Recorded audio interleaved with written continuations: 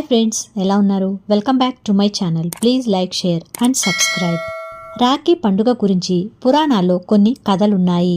భాగవతం, భవిష్య పురాణంలో కూడా కొన్ని కీలక ఘట్టాలున్నాయని పెద్దలు చెప్తున్నారు. మహాభారత యుద్ధంలో జరిగిన ఓ సంఘటన నుంచి రాఖీ పండుగ పుట్టిందని పురాణాల ద్వారా తెలుస్తుంది.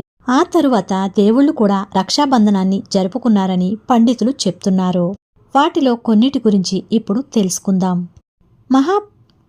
మహాపరాక్రమశాలి, దానాలకు మారుపేరుగా నిలిచిన బలిచక్రవర్తికి సాక్షాత్తు ఆదిదేవుడు విష్ణుమూర్తి భార్య అయిన లక్ష్మీదేవి రక్షాబంధన్ కట్టిన కథ చాలా ఆసక్తికరంగా ఉంటుంది. ఒకానొక సందర్భంగా రాక్షసరాజు బలిచక్రవర్తి భూమండలాన్ని ఆక్రమించినప్పుడు దానవుల నుంచి మానవులను రక్షించడానికి శ్రీ మహావిష్ణువు వైకుంఠాన్ని వదిలి వామనుడి రూపంలో భూమి మీదకు వస్తాడు. అప్పుడు లక్ష్మీదేవి ఒక బ్రాహ్మణ యువతి రూపంలో రాక్షసరాజైన బలిచక్రవర్తి దగ్గరకు వెళ్లి శ్రావణ పౌర్ణమి రోజు బలిచక్రవర్తికి పవిత్ర దారాన్ని చేతికి కట్టి తానెవరో తెలిపిందట. తన భర్తని ఎలాగైనా తిరిగి వైకుంఠానికి పంపించాలని కోరిందట. సాక్షాత్తు ఆ లక్ష్మీదేవే తనను సోదరుడుగా భావించి కోరిక కోరితే తీర్చకుండా ఉంటాడా బలిచక్రవర్తి? పైగా దానంలో ఆయన శిబి చక్రవర్తి లాంటివాడు. ఇచ్చిన మాట కోసం తన రక్తమాంసాలనే కోసి ఇచ్చిన మహాదాత శిబి చక్రవర్తి. అంతటి శిబి చక్రవర్తితో సమానుడైన బలిచక్రవర్తి సాక్షాత్తు ఆ నారాయణుడే తన వద్దకు వచ్చి దేహి అని అడిగితే దానం ఇచ్చిన గొప్ప రాక్షస చక్రవర్తి. అటువంటి బలి వద్దకు ఆ లక్ష్మీదేవే స్వయంగా వెళ్లి రక్ష కట్టి కోరితే ఇవ్వకుండా ఉంటాడా? అలా బలిచక్రవర్తి ఆమె కోసం తన రాజ్యాన్ని వదిలి మానవులకు విముక్తి కలిగిస్తాడు. అలా విష్ణుమూర్తిని వైకుంఠానికి వెళ్లమని కోరుతాడు. ఇలా విభిన్న రకాలుగా రాఖీ పౌర్ణమి పుట్టిందని చెప్తారు. భారతంలో శ్రీకృష్ణుడు లేని ఘట్టాలు చాలా అరుదుగా ఉంటాయి.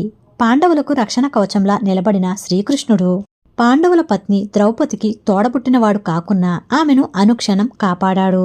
నిండు సభలో వివస్త్ర కాకుండా ఆమె మాన ప్రాణాలు కాపాడిన దేవుడు శ్రీకృష్ణుడు.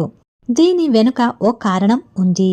దుష్ట శిక్షణకు అవతరించిన దేవాదిదేవుడైన శ్రీకృష్ణుడు దుర్మార్గాలు చేసే ఛేది రాజ్య చక్రవర్తి అయిన శిశుపాలుణ్ణి సంహరించాలనుకుంటాడు. కృష్ణుడికి మేనత్తైన శృతాదేవి కుమారుడే శిశుపాలుడు. అయినా ధర్మం కోసం దుర్మార్గాన్ని అణచడం కోసం కృష్ణుడు సొంత బంధువునే సంహరించటానికి వెనుకాడాడు. మేనత్తకు ఇచ్చిన మాట కోసం శిశుపాలుడు 100 తప్పులు పూర్తి అయ్యే వరకు ఆగాలనుకుంటాడు.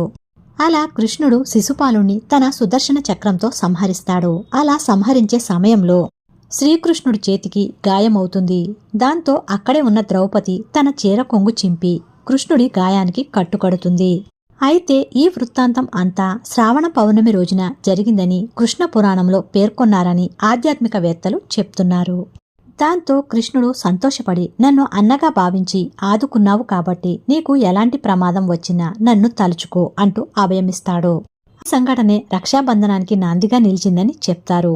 తరువాతి కాలంలో కురుసభలో పాండవులు జూదంలో ఓడిపోవటం, ఆ జూదంలో ద్రౌపదిని కూడా పందెంగా పెట్టడం, దుర్యోధనుడు ఆదేశంతో దుశ్శాసనుడు ద్రౌపది చీరను లాగి వివస్త్రను చేసే సమయంలో ద్రౌపది వేడుకోవడంతో శ్రీకృష్ణుడు అడ్డుకున్నాడు. అలా వీరిద్దరూ తోడబుట్టినవారు కాకపోయినా కూడా అన్నగా భావించి రక్షణను కట్టిన ద్రౌపది చెల్లెల్ని కాపాడిన అన్నగా శ్రీకృష్ణుడు ఘట్టాలు రక్షాబంధన్కు మూలం అని అంటారు. ఇవి మన పురాణాల్లో రాఖీ కట్టిన వారికి ఉదాహరణలు. నెక్స్ట్ వీడియోతో మళ్ళీ కలుద్దాం. Until that take care. By by. Thank you for watching. Please like, share and subscribe.